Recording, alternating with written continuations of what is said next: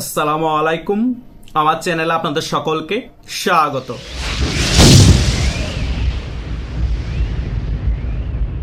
কিছুদিন আগে বাংলাদেশ ছাত্রলীগের সভাপতি সাদ্দাম হোসেন যখন অনলাইনে একটি বক্তব্য দিয়েছে, সে বক্তব্য নিয়ে অনেকে হাসাহাসি করছে। ফেসবুকে বট বাহিনীরা অনেক পোস্ট করছে। সাদ্দাম হোসেন সে অনলাইনে এসে বলেছিলেন যে ছাত্রলীগ এখন আর বসে থাকবে না, তারা আগামী নেতৃত্বের জন্য প্রস্তুত হচ্ছে। এখানে বাংলাদেশ ছাত্রলীগের সভাপতি সাদ্দাম হোসেন কি কোনো কিছু ভুল বলেছে? ছাত্রলীগ কি বসে থাকার মতো সংগঠন? আর ছাত্রলীগ থেকেই তো আগামী নেতৃত্ব তৈরি হবে, এটা তো সত্য কথা। এই সকল বট বাহিনী এবং রাজাকারের নাতিপুতিরা কি মনে করেছে বাংলাদেশ ছাত্রলীগকে নিষিদ্ধ করে দিয়েছে, বাংলাদেশ ছাত্রলীগ আর কখনো ঘুরে দাঁড়াতে পারবে না, বাংলাদেশ ছাত্রলীগ কখনো বাংলাদেশের রাজনীতিতে ফিরতে পারবে না?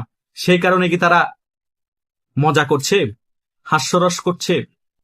এই মজা, এই হাস্যরস তাদের একদিন কাল হয়ে দাঁড়াবে। এই বাংলাদেশ ছাত্রলীগ 1971 সালে অগ্রণী ভূমিকা পালন করেছে এই বাংলাদেশ স্বাধীন হওয়ার পিছনে। হাজার হাজার ছাত্রলীগের নেতাকর্মী সেই যুদ্ধে শহীদ হয়েছে। বাংলাদেশ ছাত্রলীগ কোন সাধারণ ছাত্র সংগঠন নয়। বাংলাদেশ ছাত্রলীগ 1962 শিক্ষা আন্দোলন বলেন, 66 6 দফা বলেন, 69 গণ অভ্যুত্থান বলেন, এবং 1971 মুক্তিযুদ্ধ বলেন, এবং 1952 সালের ভাষা আন্দোলন বলেন, সকল আন্দোলনে ওতপ্রোতভাবে জড়িত ছিল বাংলাদেশ ছাত্রলীগ। এই বাংলাদেশ ছাত্রলীগ চাইলে সকল কিছু করা সম্ভব। এই বাংলাদেশ ছাত্রলীগকে কখনো নিষিদ্ধ করে দমানো সম্ভব না।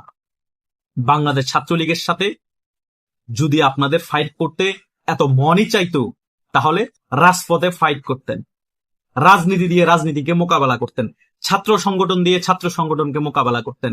একটা এত বড় ছাত্র সংগঠনকে, যার এত বড় ঐতিহ্য আছে, যারা এত বড় বড় আন্দোলনের নেতৃত্ব দিয়েছে ছাত্র সংগঠন, সে ছাত্র সংগঠনকে আপনারা নিষিদ্ধ করে কি বাংলাদেশ থেকে মুছে ফেলতে পারবেন? কখনোই সম্ভব না, এবং অতীত সম্ভব ছিল না। এখন আপনারা অনেকেই লজিক দেখাবেন, তাহলে 5 আগস্ট শেখ হাসিনার যে পতন ঘটিয়েছি আমরা রাজপথে নামে, তখন ছাত্রলীগ ছিল। আরে ভাই, 5 আগস্ট শেখ হাসিনা নিজেও বুঝতে পারে নাই তার সাথে যে সেনাবাহিনী, বিমান বাহিনী, নৌবাহিনী এবং অন্যান্য প্রশাসনিক যারা আছে তারা এত বড় বেইমানি করবে। তা না হলে তো শেখ হাসিনা রাতেই ডিক্লেয়ার দিয়ে বলে দিতেন সকল ছাত্রলীগ, যুবলীগ এবং আওয়ামী লীগের কর্মীরা সকলেই গণভবনে আসেন, কোনোভাবেই রাজাকারদের এই গণভবনের আশেপাশে যাতে তারা আসতে না পারে। তাহলে কি আপনারা রাজপথে ফাইট করে ছাত্রলীগ, যুবলীগ, আওয়ামী লীগকে হারাতে পারতেন? যুবলীগ, আওয়ামী লীগের কথা আমি বাদে দিলাম, ছাত্রলীগকে দমাতে পারতেন যদি শেখ হাসিনা ডাক দিত। আপনারা খোলা মাঠে গোল দিয়েছেন, সেনাবাহিনীরা আপনাদের পক্ষে ছিল, আপনারা 1.5 লক্ষ মানুষ শাহবাগে ছিলেন। যখন সকল কিছু ক্লিয়ার করে ফেলেছে সেনাবাহিনীর প্রধান ওয়াকারুজ্জামান, তখন আপনাদেরকে মার্চ করতে বলেছে, গণভবনের দিকে আসতে বলেছে, তখনই আপনারা গণভবনে খোলা মাঠে এসে গোল দিয়ে চলে গিয়েছেন। যুদ্ধ হলো কোথায়? আপনারা তো জিতেন নাই, আপনাদেরকে তো জিতিয়ে দেওয়া হয়েছে পাতানো খেলাই।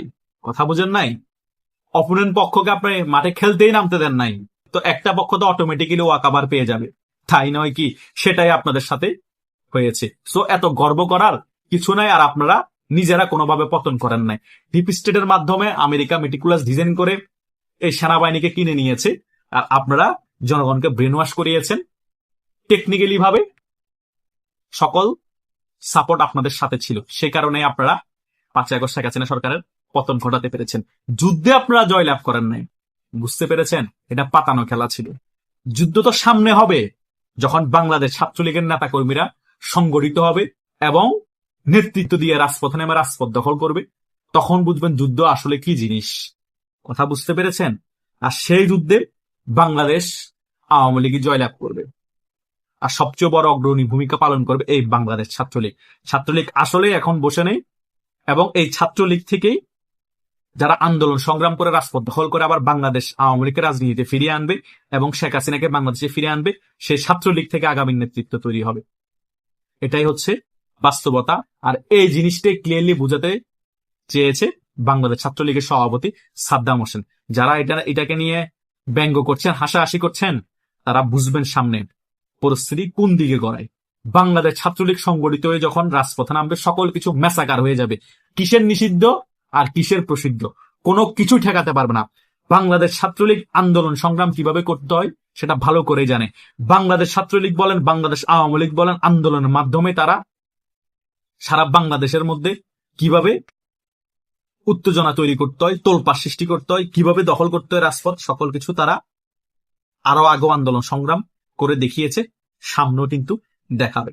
আর এই বাংলাদেশ ছাত্রলীগের সাথে, এই যুবলীগের সাথে, আওয়ামী লীগের সাথে বাংলাদেশের আপমার জনতা থাকবে, কেউ রুখতে পারবে না। আগামীতে সেটা কিন্তু প্রমাণ সহ রাজপথে আপনারা দেখতে পাবেন।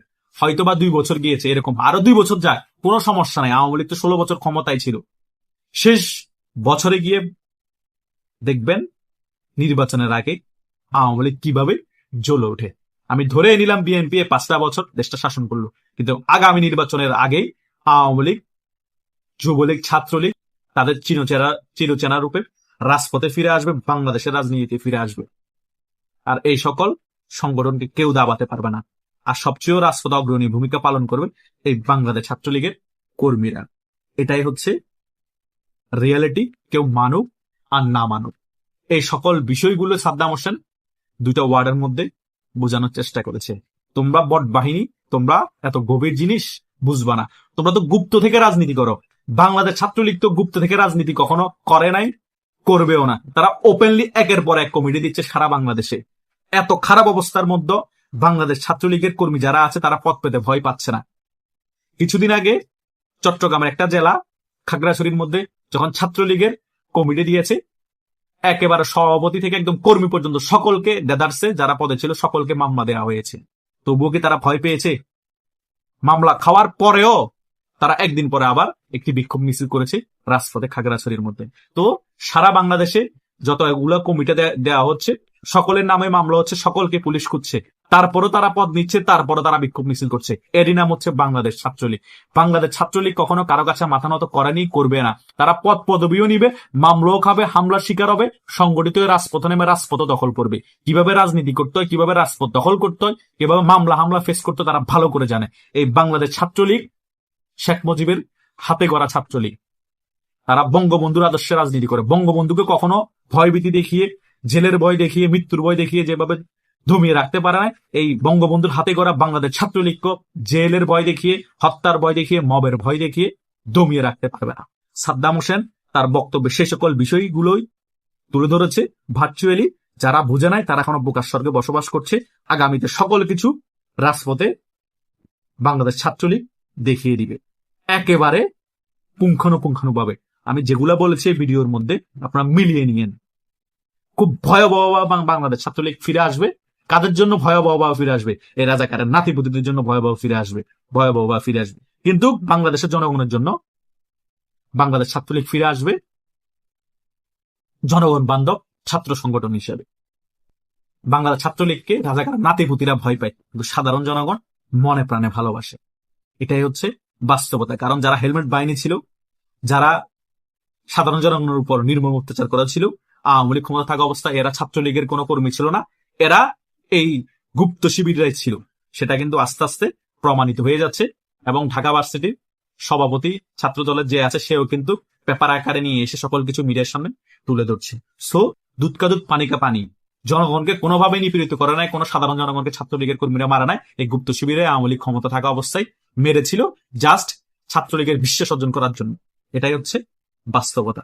সো সাদ্দাম হোসেন যে কথা বলেছে, ওই কথা নিয়ে যারা হাস্যরস করেছেন তারা খুব শীঘ্রই তার ফল পাবেন। এবং সাদ্দাম হোসেন যে কথা বলেছে সেগুলো মাঠে ছাত্রলীগ প্রমাণ করবে।